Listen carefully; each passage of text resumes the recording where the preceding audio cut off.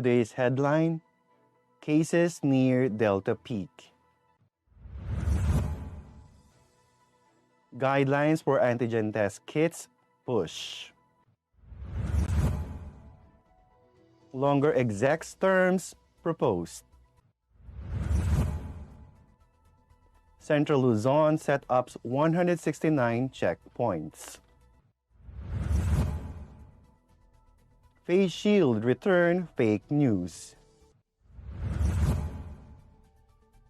Don't believe vax unbelievers? Yorme. 5.9 magnitude quake hits off eastern Papua New Guinea. Good morning, I am Kim Sancha and you are watching Tribune News on Q. Today is the 10th of January 2022 and here are the latest news of this Monday morning. The Philippines may reach the peak of COVID-19 infections experienced during the surge driven by the Delta variant last year, sooner than what is expected as coronavirus cases continue to increase. In a radio interview, Jomar Rabahante of the University of the Philippines COVID-19 Pandemic Response Team said that the country may reach its peak as early as the 15th of January. This is sooner compared to the Department of Health projection early last week that COVID-19 cases will peak by the end of the month.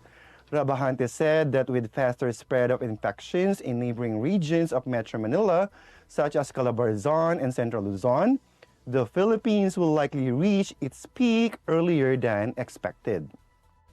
He added that what's happening in NCR's nearby regions, provinces, will possibly speed up the peak for the entire country and we may reach this target around mid-January.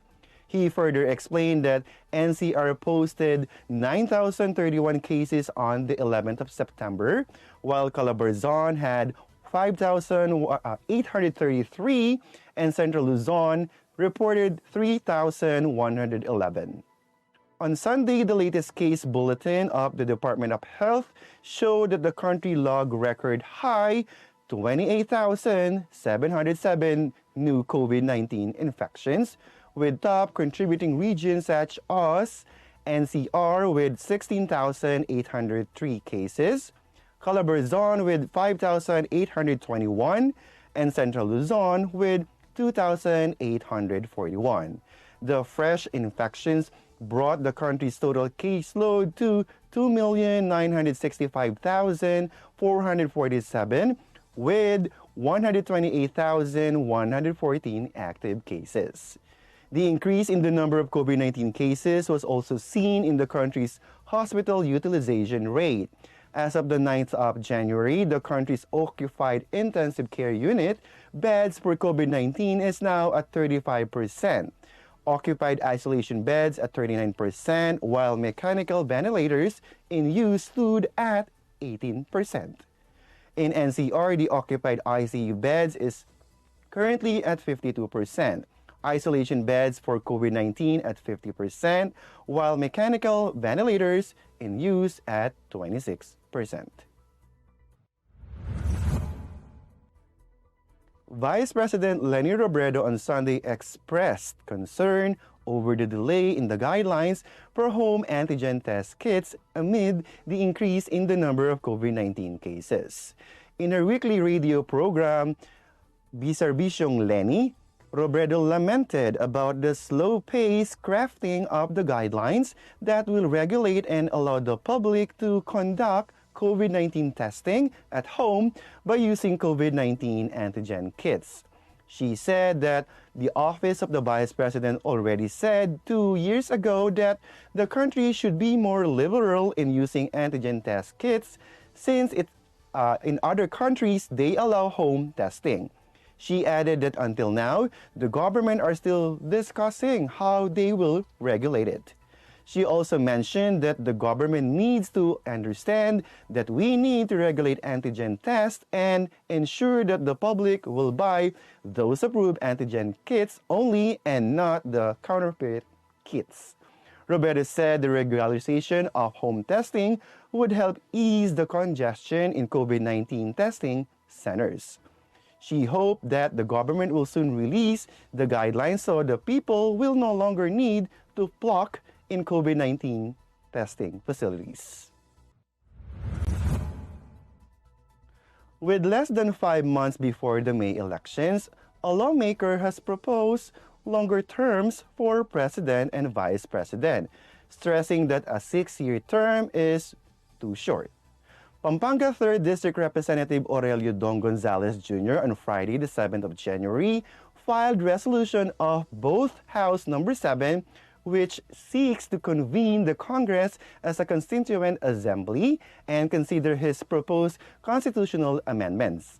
Gonzalez said in his explanatory note that a 6-year tenure is too short for a good president, especially if he is confronted with a crippling crisis like the COVID-19 pandemic, which continues to wreak havoc on our health and economy and whose end is not yet in sight. It may take more than one presidency before the nation can fully recover from this catastrophe, he said. Under his resolution, Gonzalez wants to extend the reign of the president and vice president up to 10 years with a 5-year fixed term and 1 re-election. He also wants the highest elected official to come from the same political group to strengthen the country's political party system and ensure that the top 2 officials of the land are one in leading the nation.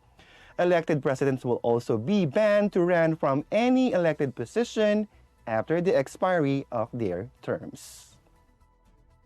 Tribune News on Q will be back after these reminders.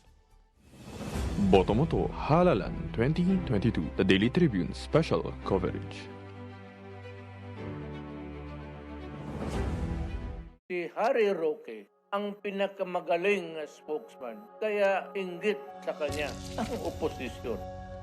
Tama lang na ipinaglaban ko ang balik trabaho para bumalik ang kita ng mga nagtatrabaho at naghahanap buhay. Hindi pwedeng magutom ang pamilya. Dapat lang po ingat buhay para sa hanap buhay. Basta trabaho, kita at hanap buhay ang nakataya. Nasa harap niyo po ako. Ibigay natin ang tudong suporta kay Harry.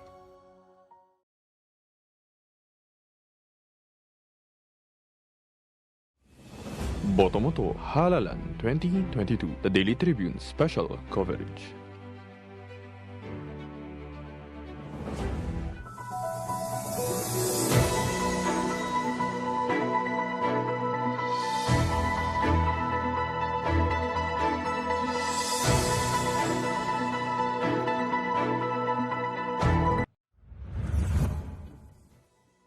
We are back on Tribune News on Q.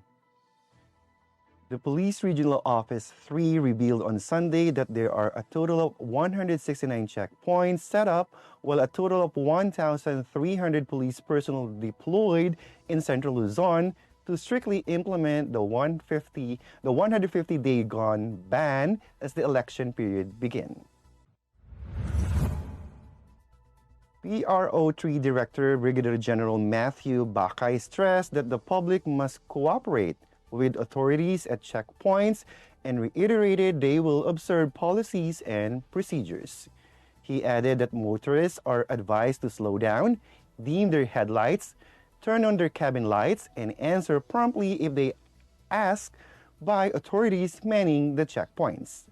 He mentioned that he have also reminded his personnel to be courteous to motorists and to adhere to general guidelines prescribed in our revised police operational procedures. To recall, the Commission on Election issued Resolution 10728, which prohibits even licensed gun owners from bringing or transporting their firearms outside their homes unless they were granted exemptions. Gun owners and enthusiasts can apply for exemption until the 25th of May, and imprisonment of not less than 1 year but more than 6 years await violators. Uniformed personnel of the Philippine National Police, Armed Forces of the Philippines, and other law enforcement agencies are the only ones allowed to carry firearms outside their residence during the election period. The Quezon City local government has clarified that its existing ordinance on the mandatory use of face shield in hospital facilities remains amid online rumors that the public will be required to use the protective device as Metro Manila and its surrounding provinces are placed under alert level 3. An officer of the Quezon City Hall said the prevailing regulation is City Ordinance SP 3079 S 2022 titled An Ordinance Amending Ordinance Number SP 2965 S200, which is an ordinance mandating the wearing of face shield in public transportation workplaces, markets, and other identified commercial establishments within the territorial jurisdiction of Quezon City. The said ordinance posted on the city's website limits the use of face shields to hospitals and other high-risk areas as recommended by the Interagency Task Force on the Management of Emerging Infectious Diseases. The officer said there is no discussion yet on reimposing the use of the face shield in Quezon City by the general public, particularly commuters. The officer said the public should refrain from passing around fake news after the circulation of a social media post showing the copy of the said ordinance with a caption that says the use of face shield is again mandatory in public transportation. Manila Mayor Isko Moreno told the public yesterday that those who tend to believe unbelievers are in a way only promoting hesitancy by claiming that the vaccines against COVID-19 are either unsafe or not necessary. Moreno said that public should not believe marites or those rumor mongers and urged to believe in science, government agencies, and international organizations like the World Health Organization, which say vaccines are still the best protection against COVID-19. As Moreno made the call, the city government's mass vaccination program continued yesterday. On Sunday, saying the inoculation will continue for as long as vaccines are available, he expressed his gratitude particularly to Vice Mayor and Health Cluster Head Hani Lacuna, Manila Health Department Chief Director Pox Pangan, Manila Traffic and Parking Bureau Chief Dennis Viaje, Manila Disaster Risk Reduction Management Office Head Arnel Angeles, and to all of their personnel, noting how they have held up to the standards of service even if many of their staff were also down by the recent infection surge. The mayor likewise ordered an extension of the administration of booster shots for two-wheel riders at the Bonifacio Shrine following its success when it was launched Saturday. Tribune News on Q will be back. Stay with us. Boto mo to Halalan 2022, the Daily Tribune special coverage. Kayo ng tropang Kalanpag. Dahil atid sa inyo ng Daily Tribune ang fun and exciting cooking show na Kalanpag, manood at matuto kung paano lutuin ang mga favorite nyong recipes. Sabayan pa ng fun and inspiring na kwentuhan sa kusina. I-upgrade na rin natin ang mga nakasanayang traditional dish ng pamilya. Plus, healthy tipid tips na ibabahagi ng tropang Kalanpag. Matuto, mabusog, at ma-good vibes dito lang sa Kalanpag. Tuwing Lunes, 10:30 a.m. sa Daily Tribune Facebook page at Tribune Now on YouTube. Boto mo to Halalan 2022, the Daily Tribune special coverage.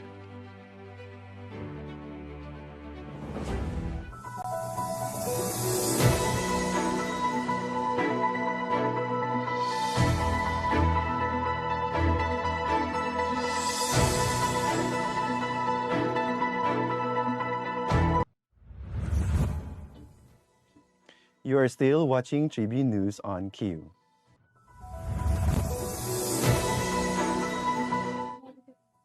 A 5.9 magnitude earthquake struck off eastern Papua New Guinea on Sunday, the United States Geological Survey said.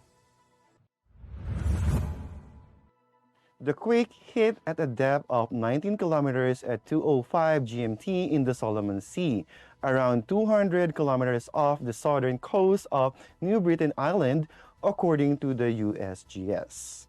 There were no immediate reports of damage or tsunami warnings. Papua New Guinea sits on the so-called Pacific Ring of Fire, which is a hot spot for seismic activity due to the friction between tectonic plates. In July of 2020, a 6.9 magnitude quake sparked terror in the capital, Port Moresby, but there were no reports of major damage. And in February 2018, a 7.5 magnitude quake hit the country's Rug Highlands region, triggering landslides, burying homes, and killing at least 125 people. That wraps up the stories this morning.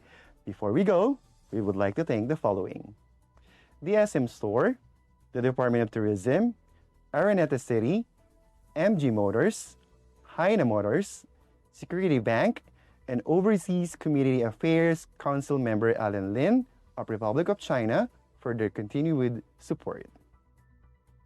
Again, this is Kim Sancha on Tribune News on Q. Stay safe, stay healthy, and stay at home. Good morning. Catch the latest news on our website, tribune.net.ph. Follow us on Facebook, Twitter, and Instagram. Subscribe to our YouTube channel, Tribune Now. Download the Daily Tribune app on Apple Store for iOS and Google Play for Android to get the latest and most comprehensive news online. Daily Tribune invites you to join its Viber community, Katribu, to get updates on the hottest news on politics, business, sports, lifestyle, and entertainment. Emoticons of the Tribune mascot Tarsito are available on our community Viber.